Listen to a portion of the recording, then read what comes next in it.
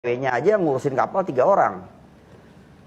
Terus, lo ada hobi lain nggak? Saya bilang, saya atlet nembak. Udah nembak aja dipilih, kenapa? Waktu saya ajak ke Marina Pantai Mutiara, mau sewa kapal, saya bilang tanya sendiri aja, berapa duit? Dia pikir murah kali. Ditawarin yang paling murahnya 35 juta, karena sekali berangkat 5 ton itu solar mancing. Saya punya titik spotnya. Kalau bilang tukang mancing aja tanya saya, se-Jakarta tahu, Edi Cacing nih paling jago mancing gitu. Nah, saya mau mancing, ajak dia. Wah, itu ada namanya Bu Bince tuh, asisten dia itu. Gila Ed, mintanya 35, dia gak bakal mau bule. Tanya dulu Norops itu, hah, what gitu. Udah terus dia pilih hobi saya yang satu lagi, nembak. Ya saya kasih lihat, nembak murah kan, nembak kan gak bayar, pelor doang rugi. Saya kalau nembak malah ratusan pelor situ. Biasa angkatan darat. Ya, sama polisi bareng-bareng kita. Orang Densus segala macam. Nggak ada masalah. Nah, karena dia pelit, dia ajak saya yang murah tuh nembak. Baik, tapi kembali lagi ke cerita tadi. Nah, ini malah si Devi sama si siapa Rangga tuh kayak gagap. Bukan gagap. Itu malam saya langsung sama minta Devi, manajer Olivier, ada satu lagi Ileng waktu itu sama Rangga. Saya bawa kantor polisi di Jati Baru. Untuk interview. Apa sih yang terjadi? Coba cerita. BAP deh. Hah? Interview atau BAP? Interview, belum BAP itu. Nah, di interview, gue bilang, Dev, lu bagaimana sih kopi lu? Anak gue mati nih, lu jangan sampai jadi panjang. Siapa yang punya? Ini.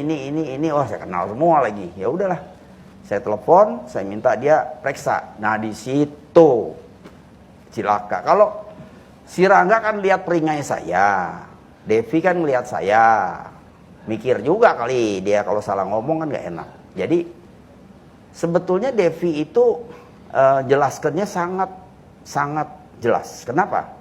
Karena kan direkam.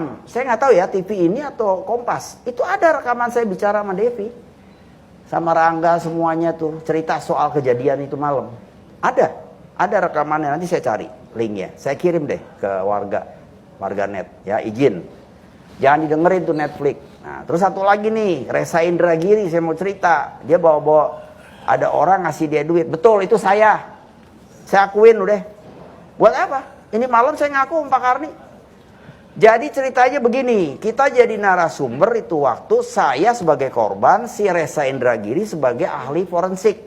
Korban apa ini? Korban mati anaknya lah. Oh, bapak korban. Di interview. Setelah di interview kita duduk tuh di ruang duduk. Dikasih makanan kue gitu, minum.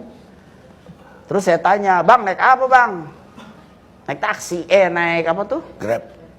Nggak tahu lah naik kereta apa naik bus, saya nggak tahu. Dia rumahnya di Bogor, belakang rumah teman saya. Terus kita baiklah. Saya sih nggak mau musuhan sama siapa juga, dianya aja yang mabok. Nah, nggak tahu dibayar oto apa enggak itu. Dia ngomong begitu. Dia kencing. Terus saya selipin duit berapa juta perak lah begitu. Maksudnya supaya dia bisa pulang, punya uang. Kesian nih. Dia jadi narasumber kan suka dikasih tuh duit tuh kecil-kecil. Kalau saya kan bagiin buat duafa, kenapa? Nah ceritanya seperti itu. Jadi saya itu yang kasih bukan orang lain enggak. Saya ngaku. Dia lari ke KPK. KPK orang teman saya di situ. Dia telepon, lu kasih duit sama siapa itu? Ngapain dia ke KPK?